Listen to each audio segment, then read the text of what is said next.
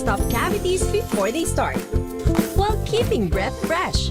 Try Unique Maximum Fluoride Protection para max alaga, max protektado. ACS. Galalala Falcon. Galalala Falcon. Ang bango ng sampayan. Tara na magsayawan. Calefabcon, amoy nakaka-joyful. May nagbago. May arte. May budget. Akala nyo lang yon. So solid. White Rose Papaya. Wow. White Rose. White Rose Papaya. Wow. White Rose. White Rose Papaya. May glow up with White Rose Papaya. White Rose Papaya. May puti power times 2 kasi may papaya at niacinamide. May shea butter and tea tree oil pa. Kutis sulit ang glow May up. glow up with White Rose Papaya. White Rose Papaya. Kutis sulit ang glow up. ACS. Wow, ang saya. Isang barangay na labada, puro mancha pa. Goodbye, pahinga. Mommy, isang laba lang yan sa Pride Bar Blue.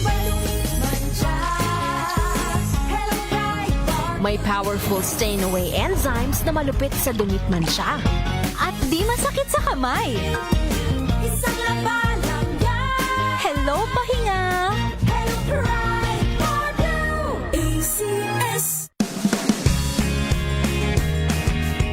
Let us unbox MX3 capsule. Each box has 60 vegetable capsules that tested and proven to help reduce pain discomfort. 2 capsules daily with healthy diet and exercise. MX3. Tunay, natural, at original. Mahalagang paalala, ang MX3 capsule ay hindi gamot at hindi dapat gamiting panggamot sa anumang uri ng sakit. Galalala Falcon. Galalala Falcon. Ang bango ng sampayan. Tara na magsayawan. Calefabcon, amoy nakaka-joyful.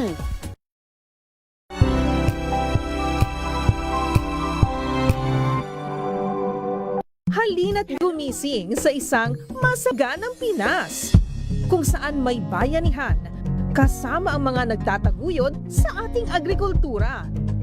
Kasama ka rin dito, ikaw mismo. Dahil sa masaganang Pinas, lahat tayo may benepisyo. Tuwing Sabado, alas 10:30 ng umaga. Samahan niyo kami at ang Department of Agriculture sa isang oras na talakayan ng higit na mahahalagang usaping pang-agrikultura. Masaganang Pinas sa DZRH. Tara na, halika na, tayo na sa masaganang Pinas. Galalala Falcon. Galalala Falcon. Ang bango ng sampayan. Tara na magsayawan. Calefabcon, amoy nakaka-joyful. May nagbago. May arte. May budget. Akala nyo lang yon. So solid. White Rose Papaya. Wow. White Rose. White Rose Papaya. Wow. White Rose. White Rose Papaya. May glow up with White Rose Papaya. White Rose Papaya. May puti power times 2 kasi may papaya at niacinamide. May shea butter and tea tree oil pa. Kutis sulit ang glow May up. glow up with White Rose Papaya. White Rose Papaya. Kutis sulit ang glow up. ACS. Galalala Falcon. Galalala Falcon. Ang bango ng sampayan. Tara na magsayawan. Calefabcon, amoy nakaka-joyful.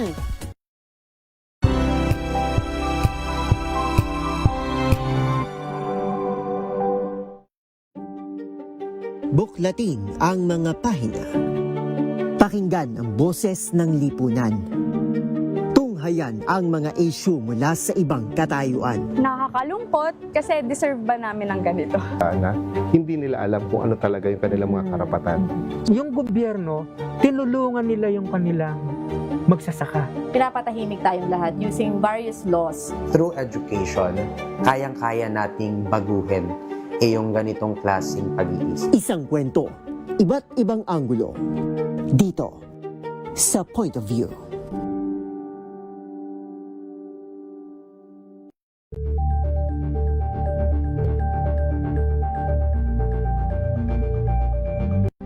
maagang balitaan, maagang usapan sa mga issue at balita. Kasama si Kuya Angelo Palmones sa Magandang Umaga Pilipinas. Mula Lunes hanggang Biyernes.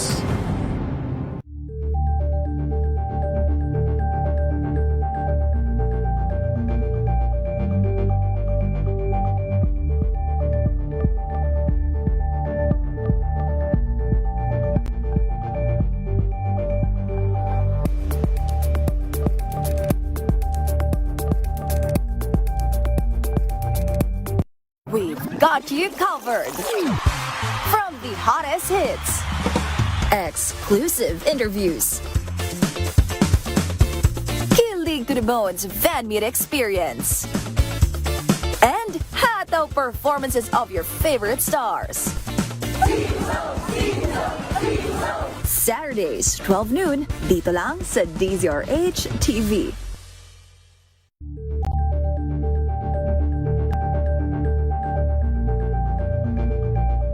Curious ka ba sa maraming bagay? Kami na ang bahala dyan. Aalamin, tutuklasin at bibigyang linaw namin ang mga katanungang bumabagabag sa inyong isipan.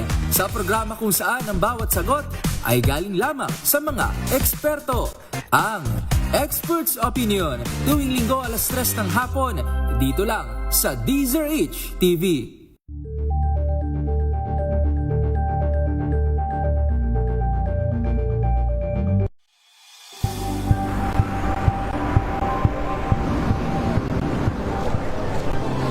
Ating mga eksperto dito lang sa Expert Opinion. Ito ang The Better News. TNVS, trending and isang kwento, iba't ibang anggulo. Dito sa Point. Bawat pananagutan ating tatalakayin dito sa Hoy. Bawal yan. Pilipino, dito lang sa DZRH TV, matchable entertainment and lifestyle. Ito ang MBC TV Network News. Una sa Pilipinas, una sa Pilipino.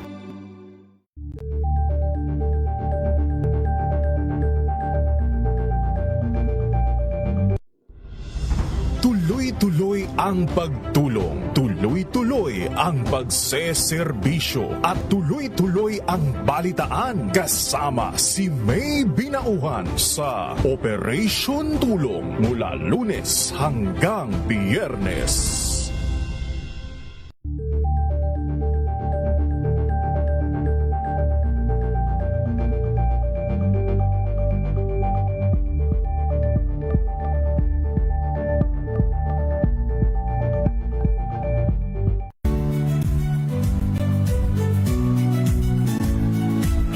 Magandang araw mga kaibigan.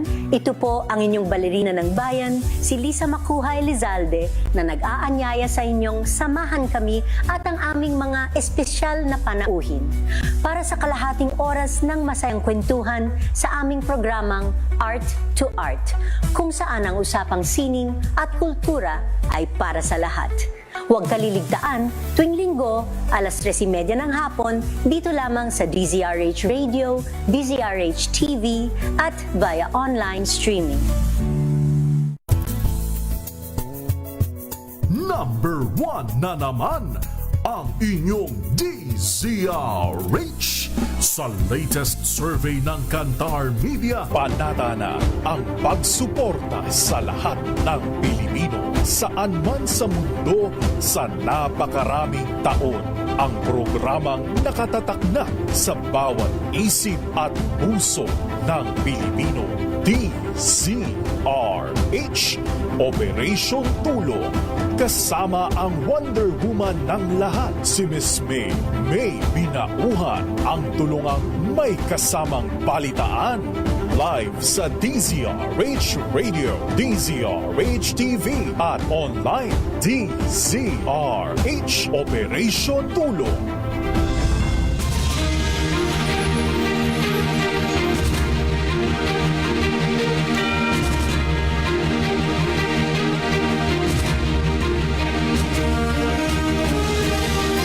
Good morning! Magandang mainit na umaga po ng Miyerkules. Ang bilis naman ng araw. Miyerkules na agad. It's May 6, 2026 po mga kaibigan. Muli po, samahan niyo pa rin po inyong lingkod. May binauhan dito po sa DZRH Operation Tulong. Siyempre pa, una sa Pilipinas. Una sa Pilipinas. Alas 10 hanggang alas 11 po tayo ng umaga. Tuloy-tuloy po tayo sa ating pong public service. At meron pong LPA. Meron po tayong low pressure area na nasa loob na po ng PAR. Hapon, wala pa. Ay, hindi. Anong oras ba ito na pumasok? Ayan. So, at isang bagyo na nasa labas ng bansa. O, kita nyo ha. Mainit pa tayo ngayon na nasa tag-init po tayo ngayon. Kita nyo naman ang weather. Sa tag-init, meron pong tag-ulan. Tag-ulan. Meron pong bagyo. Kaya tayo po ay ingat-ingat po sa ating pong kalusugan ngayong panahon ng tag-init. At mga ilang linggo na lang, papasok na ulit tayo sa panahon ng tag-ulan. Dapat ready na ang lahat, lalo na yung mga local government unit. Kasi di nga natin masabi yung weather di ba? Pagka nga weather lang talaga. Kaya tayo po yung mag-adjust. Tayo po yung lagi maghanda, di ba? So alamin natin yung isang LPA na nasa loob po ng ating bansa ng Philippine Area of Responsibility at yung isang bagyo na nasa labas ng PAR. Nasa linya na natin mula sa DOST Pag-asa, Ma'am Charmaine Barilla. Ma'am Charmaine, good morning. Mainit na umaga. Yes, good morning din po, Ma'am May. Maging sa lahat ng ating mga tagapakinig. Narito ang ulat sa lagi ng panahon. Sa kasalukuyan nga, yung low pressure area na binabantayan natin dito sa loob ng ating PAR, huling namataan kanina alas 8 ng umaga sa line 385 kilometers, silangan ng Hinatuan, Surigao del Sur. Sa ngayon, kumikilos ito pakanluran sa bilis na 15 kilometers per hour. Nananatili pa rin nga yung posibilidad nito na hindi na maaaring mag-develop pa at posible ng maluso habang dadaan nga dito sa may kalupaan ng Mindanao, possible yan by Thursday, and inaasahan din natin na posible na nga yan na maaaring makarating dito sa may katimuang bahagi ng Palawan. Gayon pa man, though hindi ito magde-develop into bagyo, asahan pa rin natin yung mga malalakas na mga pag-ulan na maaaring dalhin ito sa malaking bahagi ng Palawan at silangang bahagi ng Visayas. Samantala nga yung isa namang bagyo na binabantayan natin sa loob ng sa labas ng ating Philippine Area of Responsibility, sa ngayon ay nasa kategorya na nga ito na Tropical Depression at huling namataan sa layong 2,225 kilometers silangan ng northeastern Mindanao at kumikilos naman ito ngayon pakanluran, timog kanluran o west-southwestward sa bilis na 20 kilometers per hour. Inaasahan nga natin na posible itong kumikilos pa, pakanluran, hilagang kanluran o pakanluran sa susunod na 5 araw at posible na nga na pumasok ito dito sa loob ng ating Philippine Area of Responsibility by Friday ng gabi o kaya naman Sabado. At posible pa na mas lumakas pa to at umabot ng tropical storm category o mas mataas pa pagkapasok ng ating Philippine Area of Responsibility. At gayon pa man, kapangalanan nga natin itong Kaloy-Wa na dito na nga sa loob ng ating PAR. Hindi rin natin inaalis yung posibilidad na maaari itong lumapit dito sa may silangang bahagi ng ating bansa, dito sa may parte nga ng Visayas at Bicol Region. Kaya patuloy po natin batayan itong ating bagyo at makimonitor sa Pag-asa hinggil nga sa development nito. Sa ngayon, yung low pressure area na nabanggit po natin ang magpapaulan dito sa may silangang bahagi ng Samar, Southern Leyte, Dinagat Islands at Surigao del Norte. Samantalang dito sa Metro Manila at nalalapit bahagi ng ating bansa, asahan naman natin yung mga pulo-pulo at mga panandali ang mga pagulan, pagkidlat at pagkulog. At yan ang latest mula dito sa Pag-asa Weather Forecasting Center. Charmaine Barilla nag-uulat. Yes po, ma'am. Oo, isa lang linawin natin ha. So yung pong yung LPA na nasa labas po ng ating bansa, yan po yung possible na maging bagyo. Ano po? Pagpasok, tama po ba? Yung LPA na nasa loob na, yun yung medyo magdi-dissipate. Tama po ba yun? Hindi siya yung magiging ganap na bagyo. Ayun, linawin natin kasi baka may idea ng mga kababayan natin, teka, dalawa yung bagyo diba? So, pero ito, magpapaulan na, no? Kailan ang start ng paulan nito, itong LPA na nasa ngayon nasa loob ng PAR? Ngayong araw na po may nakikita na po na dadalhin itong mga pag-ulan sa may parts ng Eastern Samar or eastern parts ng Visayas, pati dito sa may eastern parts ng Northern Caraga. So yun po yung nakikita po natin sa ngayon for now. Oo, pero yung And for volume, the next yung volume ng ulan, di naman ganun siguro kadami, kalakas, no? Sa ngayon po, no, medyo moderate to heavy po yung nakikita natin. Okay. And may posibilidad ng mga threat ng mga pagbaha, though dito mostly yan sa may Mindanao. Landslide. So, Ingat ulit yung ating mga kababayan sa dalang ulan yan. Ayun. And then yung possible na maging bagyong Kaloy, yan ay asahan natin towards weekend ba? Tama? Yung kanyang yes po, tama po kayo. Friday or Saturday po yung pasok po nandito. Oo, at yun yung medyo lalapit sa Luzon, from Yes sa po, Visayas. tama po kayo. Ayun. Okay, so nililinaw natin 'yun. So isa po yung possible na maging bagyo pero yung isa nagpapaulan na doon sa ating Yes po, mga tama po. kababayan na apektado po niyan. 'Yun. And then sabi ko nga ito na yung magiging may bagyo sa tag-init May pumasok na bagyo if ever. Yung heat index ba natin pabababain ba niyan kapag meron tayong bagyo na pumasok? Yes po, though ang nakikita po natin, possible pa rin naman na makaranas pa rin na mataas na heat index hanggang bukas po dito sa may bahagi ng Leyte, which is nandito pa rin sa may Eastern Visayas. Tapos sa may Palawan din po, though may mga pagulan na dyan by Thursday. So expect pa rin po natin may mga ilan-ilan pa rin na bahagi ng ating bansa na may mataas na heat index. Ayun. Okay, maraming salamat po. Thank you so much, Ma'am Charmaine. Yes po, maraming salamat. Thank you so much, Ma'am Charmaine Barilla mula po sa DOST Pag-asa. Yun malinaw. Mga kaibigan, oras po natin 21 minuto makalipas ang alas 10 ng umaga. Teka muna, punta muna tayo kay RH15 Giselle Ricafort. Ang gobyerno daw po hindi pa ulit kailangang umorder ng petrolyo. Alamin natin mula sa Department of Energy. Giselle, go ahead. Good morning. Good morning, Ms. May. Hindi po ulit naman ang procurement ng petrol. Hindi po naman rin yung matatagang supply natin. At wala na rin daw kasing pag-imbakan nasa 150 milyong litro na anay na order at gagamitin ito para ito ng mga order ng pamahalaan. Sabi ni ganun tinatay kung magkakaroon na tayo ng storage facilities na sisabihan ng datos sa pagiging petrolyo ng gobyerno, ito, sabi ng kaligyan na sakaling kulangin ang supply ng mga kumpanya. Giselle, napuputol-putol yung linya mo, Giselle, again.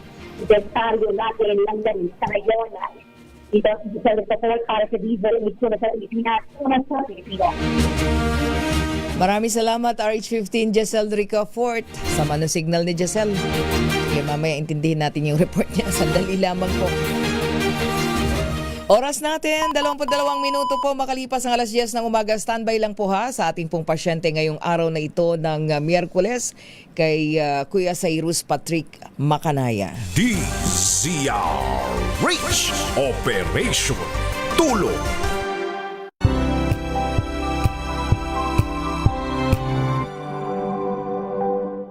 Maulan man, no worries na amoy kulong ang damit. Charm Fabcon, bangong kumakabloom, tanggal amoy kulog sa bango ng Charm. Kaya gamit ko, Charm Fabcon with Bloom Fresh Technology. Kills 99.9% of kulob-causing bacteria.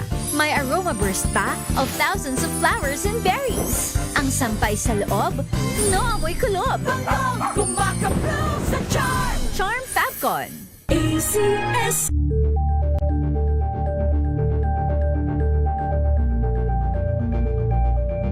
Wow, ang saya.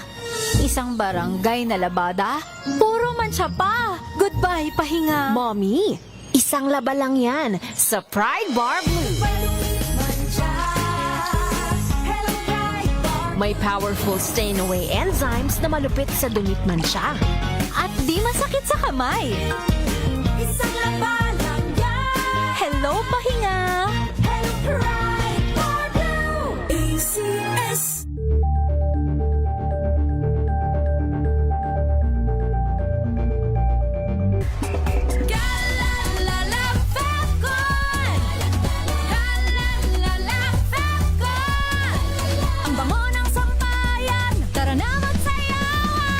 Falcon, amoy nakaka-joyful.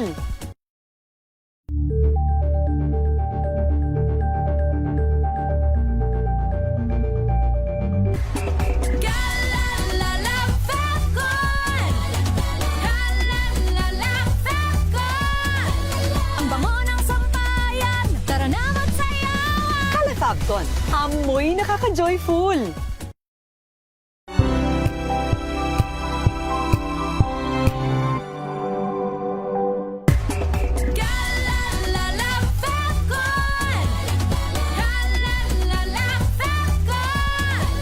Ang bango ng sampayan, tara na magsayawan. Falcon, amoy nakaka-joyful.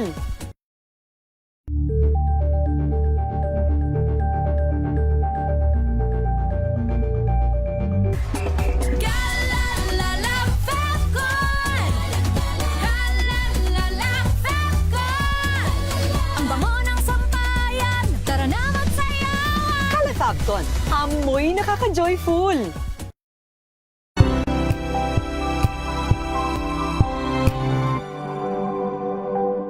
Ito ay bunsod ng naitalang 17 individual na ang kanilang naaresto.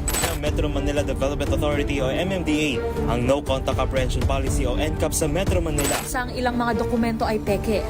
Hindi rin legal ang employment na ipinako sa kanila. Sa mata ng batas, mananagot ang sangkot at may sala.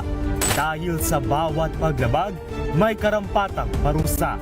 Alamin ang mga pananagutan sa likod ng mga bawal. Dito sa Hoy! Bawal yan! Tuwing Sabado, alas 11:30 ng umaga. Dito lang sa DZRH TV.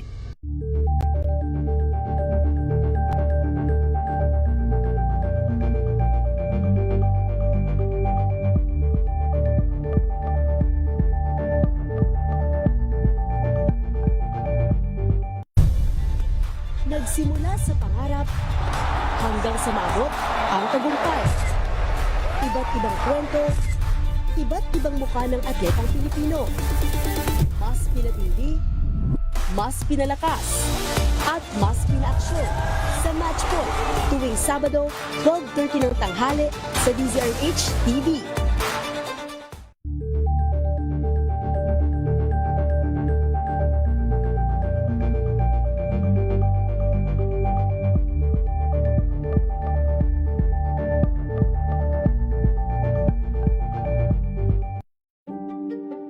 Buklatin ang mga pahina. Pakinggan ang boses ng lipunan. Tunghayan ang mga issue mula sa ibang katayuan. Nakakalungkot kasi deserve ba namin ng ganito?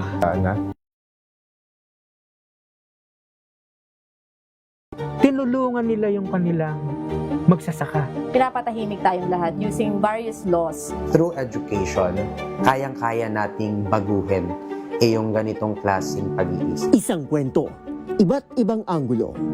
Dito, sa Point of View.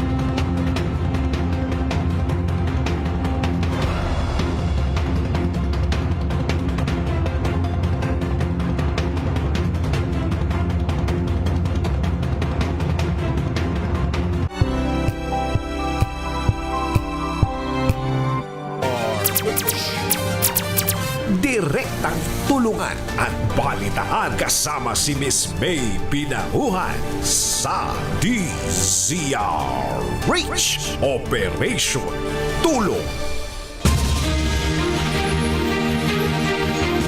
Oras po natin, 28 minuto makalipas ang alas 10 ng umaga. Balik po tayo dito pa rin sa ating programang DZRH Operation Tulong.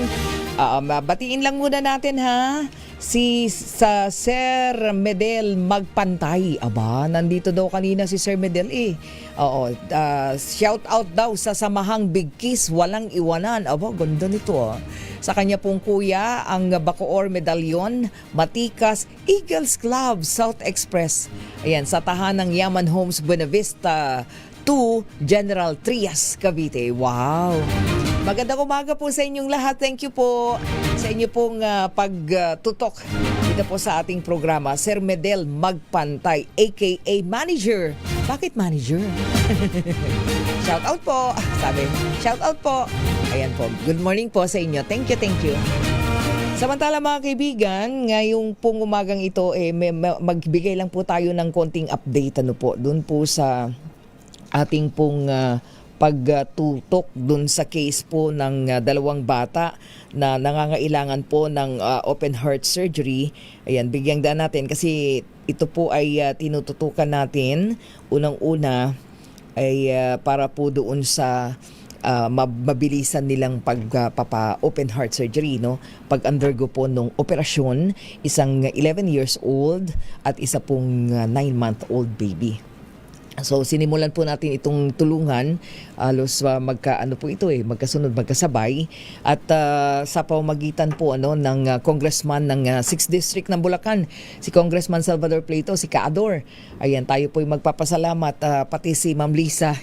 Ayan, yung kanya pong staff talagang nag-follow up po sa atin at nagbibigay ng update, nag-update po. For patient Marilyn Quinones, natatandaan niyo po si Marilyn Quinones Sarmiento, taga Santa Maria, Bulacan, which is nasasakupan po ng 6th District po Ayan, ni Kaador. Ayan, so meron na pong naipon para po sa kanila. Actually, tama ba? Yun. I-update nag-update ang ating APW na Pearl Hesoro para po doon sa kanya pong remaining na iniipon na halaga para po maisagawa yung open heart surgery. Ayan, of course, unahin natin again, si Congressman Ador Pleito ay nag-pledge na po siya. Nandun na po, alam ko, nasa Philippine Heart Center na, yung kanilang mga pledges. Ito yung mga guarantee letter na kanila pong inire-refer, I think sa national government, sa DOH. Tapos meron po siyang naibigay na 100,000 pesos, and then meron po siyang ginather ng mga taga-kamara, ayan, para nang sa ganun agad-agad ay ma-undergo na ng operasyon si Marilyn. So maraming salamat din kay Congresswoman Mila Magsaysay ng United Senior Party List, nakapag-provide po ng 20,000 pesos. Ito po yung kanilang mga GL. And another one, 15,000 pesos mula po kay Congresswoman Agatha Cruz ng 5th District ng Bulacan. Di ba? Yung kalapit na distrito. Yun ang maganda, nagtutulungan. Salamat ko nga, Dora, at napapagsama-sama niyo po itong mga ganitong tulong. Congressman Ompong Ordañez ng Senior Citizen Party List, 50,000 pesos. Again, ito po yung mga GL, guarantee letter. Another 50,000 pesos mula sa 3rd District ng Laguna. Naku, salamat po. Mga kapitbahay ni Kong Ador, always ready to help. Congressman Amben Amante po yan. 50,000 pesos. And then, from Senator Risa Ontiveros, meron pala nakakuha din na 20,000 pesos. And of course, sa ating pong regular donor, ang Supremo, Senator Lito Lapid, ayan, nakapagbigay na rin agad-agad ng 100,000 pesos. So, ang pinag-uusapan po kasi natin dito pag open heart surgery ay milyon ang kailangan po. So, kung hindi ako nagkakamali, si Marilyn ba yung nakaipon ng magkano? 250 pa lang, Ang 500,000 ay kay... Okay, sige.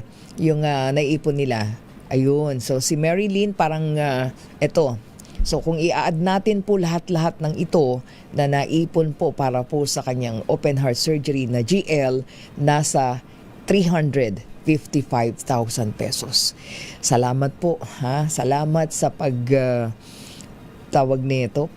sa mga sa mga kasama sa kamera ni Congressman Ador Plato, sirs. Thank you so much. Sana siguro later malaman natin ang update kung kailan mag-undergo na ng open heart surgery ito pong 11 years old na si Marilyn Quiñones Sarmiento. Ayan, thank you so much. Salamat po. At meron po tayo yung kay patient baby Kiyon Jace Arsiaga naman. Ito po yung 9-month-old na tutulungan din po ng Congressman Ador Plato na makapag-produce nung kinakailangang halaga. Kung hindi ako nagkakamali, sila po yung meron ng 500,000 pesos. Tama? So tumulong din po dito si Congressman Ador Plato na magkano yung kay Kong Ador dito? 100 din, tama, oo, dahil dalawa itong binigyan nila. So 100,000 pesos ang para po taga Bukawi, Bulacan, no? So 100,000 pesos from Kong Ador, and of course nandyan din ang Supremo Senator Lito Lapid, another 100,000 pesos na mga GL. So nakapaglaan na tayo ng 200,000. Konti na lang, no? Ang ipunin niya, more nasa 300,000 pa. Oo, 300,000 pa po yung kulang para sa 1 million pesos. Actually, yung 1 million na yun, baka kukulangin pa rin yun eh. But anyway, di bale, may awa ang Diyos. At nakapagpa-schedule na daw for operation May 20, ito pong si Kiyon, no? Si baby Kiyon. So, nakapagpa-schedule na. So, ooperahan na po, open heart surgery, si Kiyon Jace Arsiaga sa darating na May 20. Yan. Kaya lang kulang pang meron pang 300,000 pesos na kakulangan. Kaya medyo namumroblema pa itong mother ni Jace. Mother niya ay si Pauline. Ayan. No, si Pauline Aviso. Namumroblema pa kung paano asikasuhin yung kulang na halaga dahil kailangan daw nilang mag-quarantine for 2 weeks bago po yung operation. Totoo naman yun, totoo yun. Yung ganung medical procedure, yun ang gagawin nila. So kasi po itong si baby Kiyon Jace ay breastfeed po. Kaya bawat lakad ni Ate Pauline dapat kasama po siya. Kaya yun po, medyo doon lang siya namang problema at hindi niya po ma-process yung kakailanganin pa na 300,000 pesos. Sige, tayo'y makikipag-usap ha, Ate Pauline, kay Congressman Ador Plato. At baka sakali dun sa area pa rin ng Bulacan, meron pa tayong makuhang pandagdag sa kakulangan na 300,000 pesos. Okay? So thank you so much sa lahat po na nagsama-sama para po sa dalawang bata na ito na mag-undergo ng open heart surgery. Ayan, sa mga gusto pa rin tumulong, open pa tayo, no? Maaari pong mag-share ng kanilang mga blessing, pwedeng-pwede po pagsamahin natin, bigyan natin para kay patient Marilyn Quiñones Sarmiento, 11 years old, at kay patient baby Kiyon Jace Arsiaga, 9 months old. So dalawa po yan. Sisikapin natin na magkaroon na sila ng schedule for open heart surgery sa Philippine Heart Center. Thank you so much. God bless you all. Lalong-lalo na sa ating mga regular donor, Senator Lito Lapid Sen. Thank you so much. And of course, Congressman Ador Plato na laging nakikinig, nanonood po sa ating mga programa sa DZRH. Isa po Operation Tulong. Kaya pag ganyan, alam niya, natutulungan niya. Lalo na pagka nasa kanya pong mga nasasakupan. Oras natin mga kaibigan, 37 minuto makalipas po 10:00 ng umaga. At ngayong umagang ito ay nasa ospital na pala, no? Si Kuya Cyrus Makanaya. Sige nga, alamin nga natin ang ating pong pasyente, 43 years old, ngayong umaga. Ihabol na natin. Nasa ospital po siya si Kuya Cyrus Patrick Makanaya, taga Lipa, Batangas. Ayan, si Kuya Cyrus po ay hiwalay sa asawa. 2 taon na ang nakalilipas, tapos wala po siyang trabaho ngayon. Meron po siyang isang anak, 19 years old, at kasalukuyan pa pong nag-aaral, no? At yan po yung kasama ng kanyang nanay. October 31 po last year, no, 2025, nung nagpa-check up po si Kuya Cyrus Patrick, na-diagnose po siyang may pneumonia and then at the same time diabetes. 10 days na na-confine at pagka-discharge po ay binigyan po siya ng mga medicines. And then March 2026, nagpa-check up siya pero na-confine ulit dahil na-diagnose siya na meron namang pulmonary tuberculosis. Hanggang ngayon po si Kuya Cyrus Patrick naka-confine pa rin dyan po sa Lipa Medics Hospital at kasalukuyan pong under medication. Ano? So tanging kapatid lang niya po yung nag-aasikaso sa kanya ngayon sa ospital kaya lumalapit po dito sa atin sa Operation Tulong. Good morning Kuya Cyrus, magandang umaga. Yes po, good morning. Oo. Kuya Cyrus, si May to, ano? Si May. Unang-una, kumusta ka na ngayon? Medyo nakakabangon-bangon naman ate May, pero yung pagdating sa lungs ko, meron talagang sikip, tsaka hingal pa rin po pagka umihinga. Oo. Kuya Cyrus, yung sakit mo, ang diagnosis sa iyo, pulmonary tuberculosis na this time, ano? Anong paliwanag sa iyo ng doktor? Ano bang dati mong trabaho? Isa po akong specialista sa mga computers po. Oh, computers, mga gadgets po. Halos 20 years ko po siyang trabaho. So, since nag-iwalay kami ng asawa ko po, anong life ko po, nag-umpisa po ako ulit. Kaso, as personal, ano na lang po, na pa-receive na lang po ng repair para personal na kumita. So hindi na pumalakihan. Oo. So hindi ka na nag-opisina tapos parang para meron ka lang pagkakitaan. So yun na yung ginagawa mo sa bahay, yung mga repair ng mga computer. Opo, parang gano'n na nga po. Oo. Kaso lang, ayan po, naumpisahan ako ma-diagnose ng mga sakit na yon at eto hindi tayo masyadong ready pagdating sa financial dahil nag-uumpisa pa nga lang po ulit. Oo. At saka sa edad mo na 43, bata mo pa ha, Kuya Cyrus. Ang bata mo pa. So, anong paliwanag sa iyo ng doktor at nakuha mo yung sakit na pulmonary tuberculosis sa trabaho ba yan? Hindi po.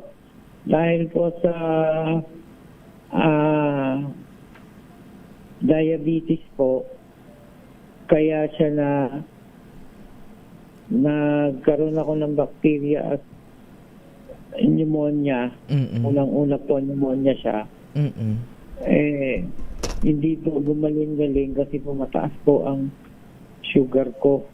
Okay. Ngayon po, yung pneumonia na-develop po as PTB dahil po sa diabetes po na hindi po na discover ng unang doktor na ginamot lang po nila ang pneumonia ko pero wala pong nangyari. Kasi tumataas ang sugar ko so hindi po tumalab ang lahat ng gamot na iniinom ko po. Okay. So dito po na-discover po ng doktor na i-separate ang paggamot ng diabetes. I-separate ang paggamot ng pulmo. I-separate ang paggamot ng dugo at infection. Kaya po balikat ng klase ang doktor ko dito. Ayun po. Sila lang po ang meron nito na pwedeng ma-confine ako agad. Meron pong mga first, anong tawag nila nito? Kasi puro tertiary lang po ang government hospital dito.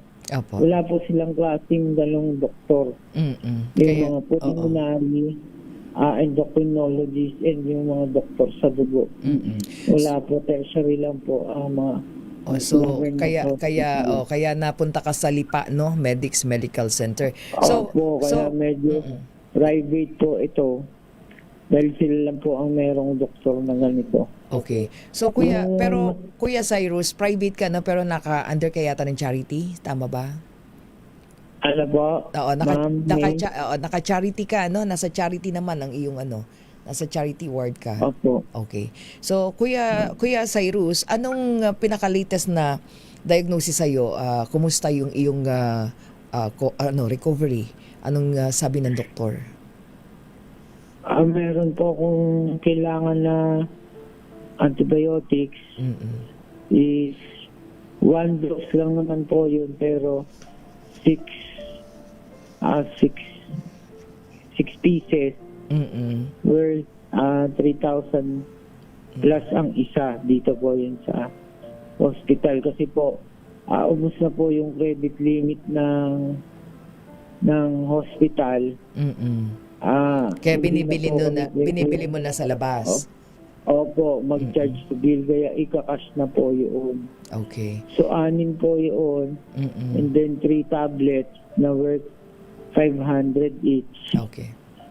Ang kailangan iturok sa akin para malaman kung matatanggal po yung bacteria na to, yung sa ubo and yung lagnat ko po ang grabe.